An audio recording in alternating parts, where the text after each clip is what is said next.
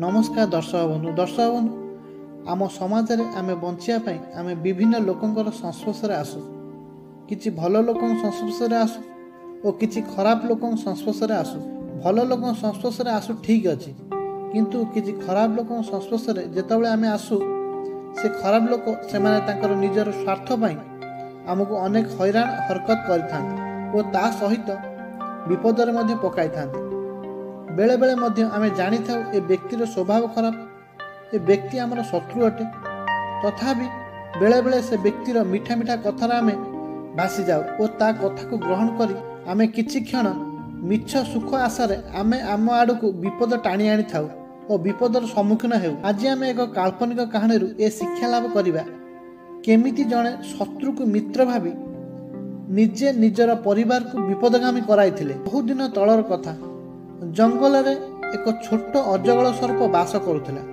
से अजगल सर्प अनेक जीवजंतु को शिकार करी आहार करे। क्रमे से अजगल सर्प बुढ़ा हो गला। से आ शिकार करि पारला नाही। से गोटे पत्थर उपरे सोई रहिला। से जंगल रे अनेक बेंग रहुतिले। गोटे बेंग से सर्प को देखिला। से सर्प को देखि बेंग भयर पळाई जाउथिला। संगे संगे सर्प तांको डाकिले, हे बेंग महाशय शुण मो पाखक आस। मु बहुत बुढ़ा हो जाइथिबारु मु एबे अहिंसा व्रत पालन करिछि एवं पूर्व पाप कर्म पाई जीवन सारा वैराग्य आचरण करिया पाई निष्पत्ति नेइछि। ए कथा बेंग शुणी से तांको बेंगकर राजा को एसबु विषय जणाइला। बेंग को राजा एवं तांकर समस्त बेंग दल आसी सेठारे पहुँचिले। सर्प बहुत चालाक थिला।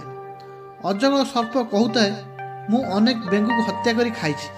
मते जने साधु कहले जदि मु बेंग मानकर सेवा करे ताहले मोर पूर्व पाप कर्म किछि प्रायश्चित होई जिवो। अनेक राजा कहले तमे केमिति हमर सेवा करिया को चाहुछ। साप कहला मो पिठी ऊपर तुमे समस्त सवार होई बस। मु समस्त को विभिन्न सुंदर सुंदर स्थान बुलाई आनी विभिन्न तीर्थ स्थान मध्य भ्रमण कराइबे। बेंग मानक राजा ए प्रस्ताव रे राजी हेले। एथर समस्ते साप पिठी को सवार करी अनेक बुलिले, अनेक तीर्थ भ्रमण कले, बहुत आनंद नेले। हठात साप दिने कहिला जेहेतु मु भोकिला मु तुम मानकर भार आ उठाई पारु नाही। बेंग माने तो बुलिबार मजा पाइछंती। बेंग महाराज निष्पत्ति नेले प्रतिदिन 2 जन बेंग सर्प उपर सवार होई बुलिबे। सर्प तो यही सुजोग खोजुथिला। सर्प प्रत्येक दिन 2टी लेखा बेंग को हत्या करी आनंद रे खाइला। सर्प बुलेइबा बहाना रे तीर्थ भ्रमण कराइबा बहाना रे विभिन्न विभिन्न जगह को नहीं प्रत्येक दिन 2टी लेखा बेंग को हत्या करी आनंद रे खाइला। से आस्ते आस्ते सबू बेंग को खाईदेला। तेणु दर्शक बंधु आमको एक काल्पनिक कहानी ए शिक्षा मिलुछि आमे आमर क्षणिक आनंद पाई आमे आमर शत्रुर मीठा मीठा कथार न भासी जाई सेतबेले विचार करिया दरकार। आम सहित एते दिन शत्रुता आचरण करुछा व्यक्ति हठात बिना स्वार्थरे आमर उपकारी बंधु भली कथा काहेकि कहूछि। एठी आमे से शत्रु को बुद्धि द्वारा परीक्षा करिया दरकार।